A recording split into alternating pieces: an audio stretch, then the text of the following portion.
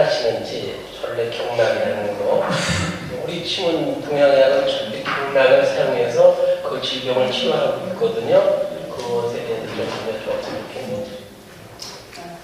요즘 하기도 기회가 쓰고 뭐 쉽게 그 시대를 따라서 쓰고 때려서 이렇게 다루고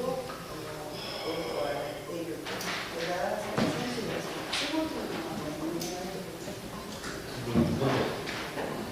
一番地域がなりやすい場所になると、例えばこういう技術もあるけど、こういう場所って使うことないでしょ。こういうのだったら一番使わない場所でね、刺激がきちんと入る場所で人類の経験で300年間と思うね。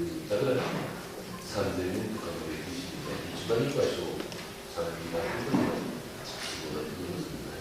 그 경락에 대해서는 그 좋은 뜻을 갖고 계세요. 단지 경락의 메커니즘에 대해서는 하나는 그 자극이 가장 강하게 받을 수 있는 곳을 사람들이 경험으로서 찾아낸 것이고, 두 번째는 그 자극 혈전이라는 것이 우리가 평소에 자극을 주지 않는 곳, 그러니까 사용하자면 손끝이나 이런 건 닿기도 하고 만지기도 하잖아요.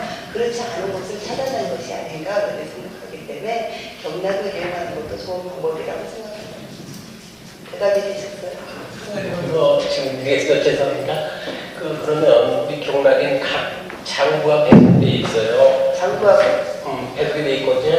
태용 피경이다 그래서 우리가 이제 쓰는 오행신이 있거든요. 그래서 피경격을 놓았을 때 기운이 상승되고 피기가 딱 올라가는 것을 뭐 이렇게 그래프상으로 확인도 했다고 그러거든요. 그리고 저희가 비경격 같은 것을 놨을 때 피위장이 온도가 활발해지고, 그래서 그것을 단지 그런 경혈종을 자극하는 효과보다 좀 경락의 실체를 좀 믿고 있어요. 사실은 늘 이걸 하고 있으니까. 그래서 그런 면에서 어떻게 생각하시나. 폐에 관계된 경락을 치료했을 때 기능이 싹 올라가는 거, 한탄되는 거 이런 것이 많이 느끼거든요.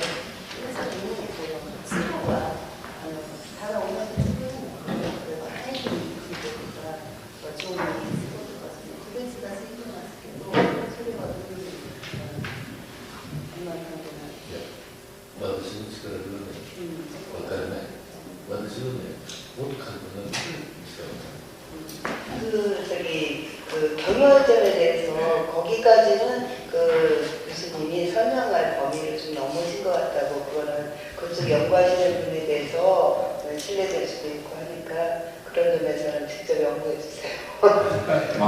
저도 질문 제가 먼저 하겠습니다. 마이크 잡았습니다.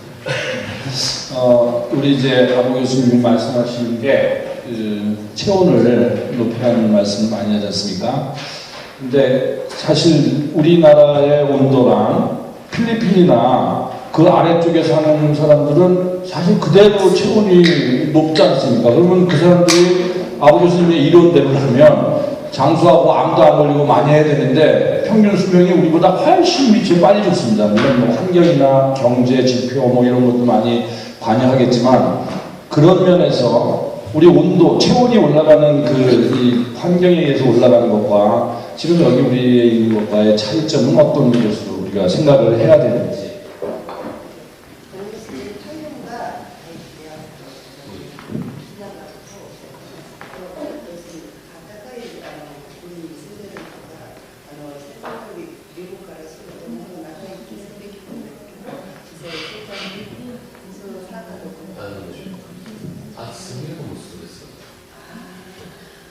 결국은 너무 더운 것도 몸에 스트레스를 주게 되니까 그 사람들이 체온 면역이라는 것은 어디까지나 적당한 체온이잖아.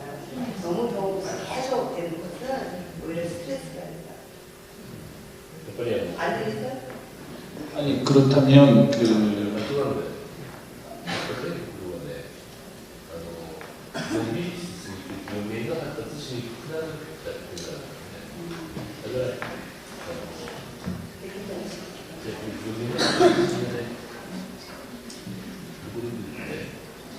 別なストレス、トレス崩して生きやすくするっていうような流れが少なくなるので、そんなに基本的で続けていくからいいんだよね。한 가지는 물론 너무 더워서 있는 스트레스도 있지만은 한 가지는 너무 따뜻한 곳에 계속 사시는 분들은 어떤 너무 뭐랄까 사람이 우리가 얘기한 미련해지거나 너무 우유부단해지기 때문에 어떤 분이나 노력을 하지 않는 것도 하나의 원인이 된다고 생각합니다. 교수님 이론은 물론 사람이 스트레스를 안 받고 편안하게 휴식을 하면서 사는 것도 굉장히 좋지만 적당한 스트레스는 사람들한테 좋게 되고 우리가 한쪽에 부글감 신경이나 교감신경 한쪽만 계속 이어지는 게 아니라 적당하게 순환을 하고 바뀌어가면서 사는 게 가장 좋다고 생각하기 때문에 그 사람들은 한쪽만 몰리기 때문에 아마 오래 살지 않을까, 오래 못 살지 않을까 하고 생각합니다. 네. 다음에 우리 조가님. 제 친구 얘기인데요. 백혈구 수치가 갑자기 10만, 20만 이렇게 늘어서 항암치료를 받고 이제 감기만 걸려도 면역력이 저하됐기 때문에 병원에서 서울병원으로 막 급하게 이렇게 올라가는 일이 자주 있는데 왜 백혈구 수치가 그렇게 20만까지 올라가게 되는지 그런 일반적인 원인과 자연치유는 어떻게 하는 것이 좋은지 질문하고 싶습니다.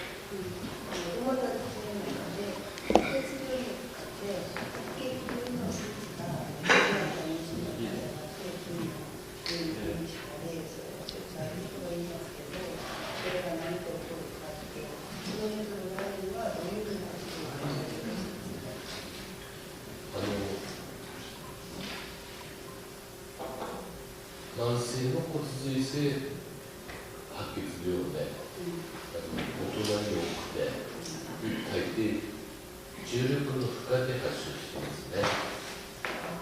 ところが、急性のリンパ性白血病で子供に多くて、原因がはっきりつかめない。多分、ウイルスのイメージとかが入って発症する可能性あるんで、いわゆる生き方の無理で起こるっていうような感じが少ないので、これも急性白血病ですね。こっちの治療はね、私の今回話したことと少し違うかもしれないね。 백혈병에는 만성 골수성 백혈병이 있고 급성 인파성 백혈병이 있는데 만성 골수성 백혈병은 주로 어른한테 일어나고 중력 부하가 원인이 된다고 생각하고 이것을 만드는 원인은 생활 방식의 편중이나 무리한 생활에서 오는 것으로 생각합니다. 그 다음에 어린이에게 많은 급성 인파성 백혈병은 어떤 이런 생활방식이나 그런 것이 아니고 세포 자체 유전자나 이런 데서 바이러스성 유전자가 태어날 때부터 갖고 있어서 생기는 것이 아닌가 생각하며 어린이의 백혈병에 대해서는 교수님이 말씀하시는 이론과는 전혀 관계가 없는 것으로 생각하고 있습니다. 예. 연령에 따라서 생활 방식이 바뀌는 게 중요하다고 하셨는데 어떻게 바뀌어야 되는지 가장 중요한지 그걸 알 수 있을까요? 都市道路によって生活の方式というか変わるべきだとおっしゃっているのにどういう年齢でどういうふうに変わっているか嬉しいです。大体野生の動物は自分の感性で生きてるんで、人間も動物と同じ感性を持っている人が自分につけるということですね。だけど、やっぱり真面目な人では忙しいとか、何かの時にね、体を壊してるんで、まず、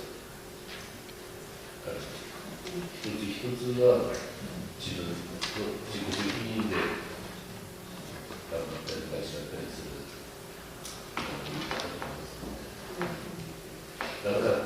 一つのこうがないのがね、人生の一つやっぱりこれだってのがあるんですが、結論があると人生は欲しくない。で、結論がゼロに簡単でないんだね、人生。 그 야행성 동물이라는 자기 감성대로 움직이고 자기 감성대로 행동하는 그것이 가장 좋은 생활 방식이지만 인간은 물론 인간 중에서도 동물적인 감수성을 가지고 그 감성으로 움직이는 사람도 있겠지만 대부분은 사회에 얽매여서 살고 무리를 하게 되고 남한테 얽매이고 남의 눈치를 보고 그렇게 살게 되는 것을 그게 이제 결국은 자기 책임이 아니겠느냐. 얼마든지 그것을 조금 완화시키는 방법이 있을 텐데 그런 거를 구비를 안 하고 살기 때문에 병이 온다고 생각하니까 그런 거를 스스로 자기 생활을 가서 어느 정도 완화를 시키는 노력을 하는 것을 주장하고 있는 것이 어떤 그 표식으로 돼갖고 너 이렇게 살아 하는 거는 낼 수가 없습니다. 그런 걸 낼 수 있다면 인생은 재미가 없지 않겠습니까? 하는 것이.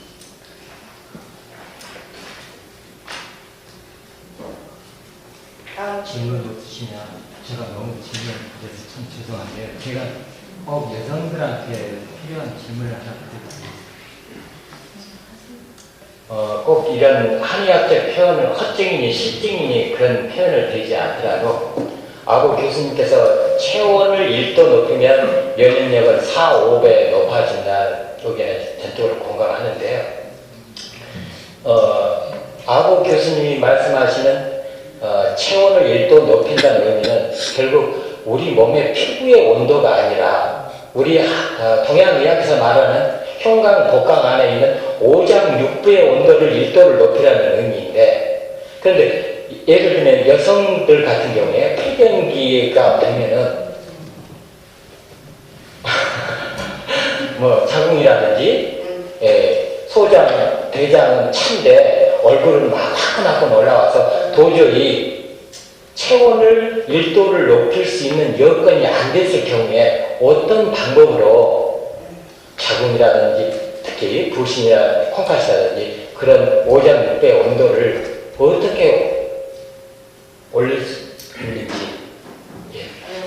타이거니스라든가 시고바에 조류라는 센터에 타이거니스 소유와 한국장 왔을 때 조류라고 아무래도 도움이 됐어요. 근데 몸 플러스노드가 조세가 보내기는 없고 나이자가 정말 몸을 하면서 피부도 가오는 나가서리 메스포이 한국어가 타이어 마을 것도가 그런 것을 계속 생각하는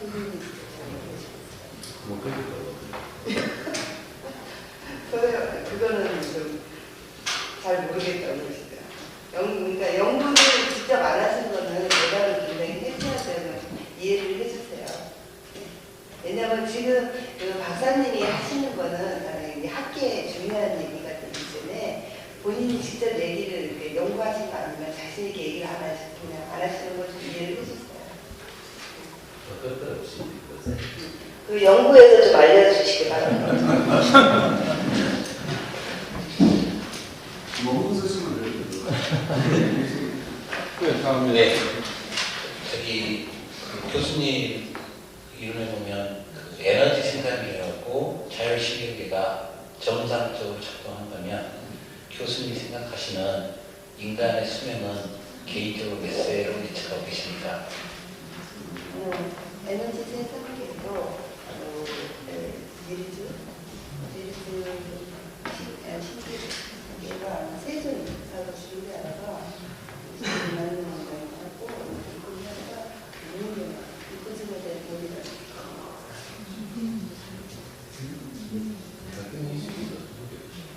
125살.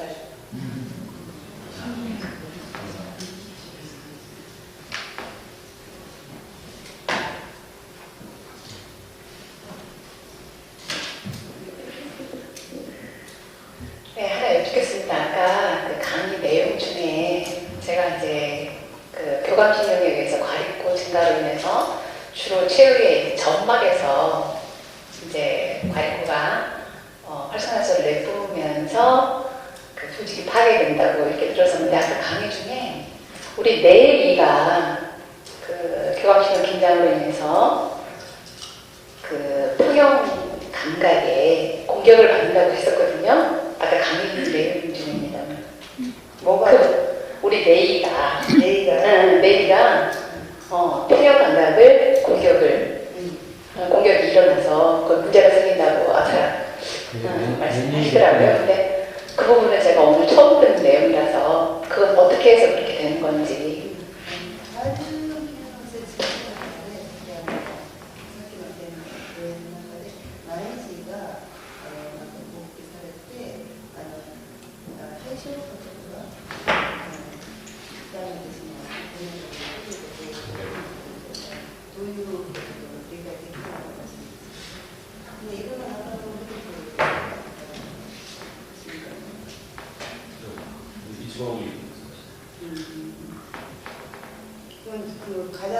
가리구가 결국은 그 내의에서 이제 표현과 기관을 상처 입힌다는 걸 가장 많은 경향이라고 보시는데 그 제 질문의 요점은 그게 어떻게 해서 낮에 나이시の方が先に行くんですか?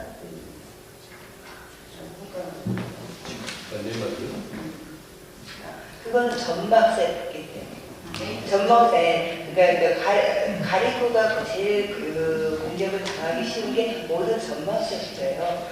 근데 그것 때문에 그 내이 쪽이 그 점막세포가 제일 약하니까 제일 많은 거예요. カリキューが移植しやすい場所や常在菌が多い場所ですね。 가리구가 그러니까 상처를 가장 주기 쉬운 장소는 상대균이 많은 곳. 몸의 어디가? 입이나 엉덩이. 피부의 모공. 여기 그 여드름.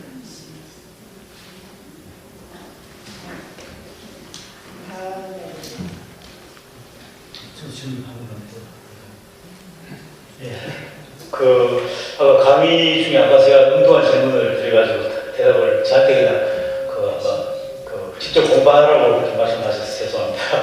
아까 강의 중에 교감신경이 항진되는 것 관련해서 특히 눈, 시각과 관련해서 말씀하셨는데 우리가 오관이 아니빗을 신 적어도 어디까지 해서 불교에서 그렇게 이야기하는데 적어도 아니빗을 신하는 오관 중에서 특히 시각이 눈이 교감신경과 직접 관련을 가진 이유가 특별히 있는지 한번 여쭤봐 주시죠.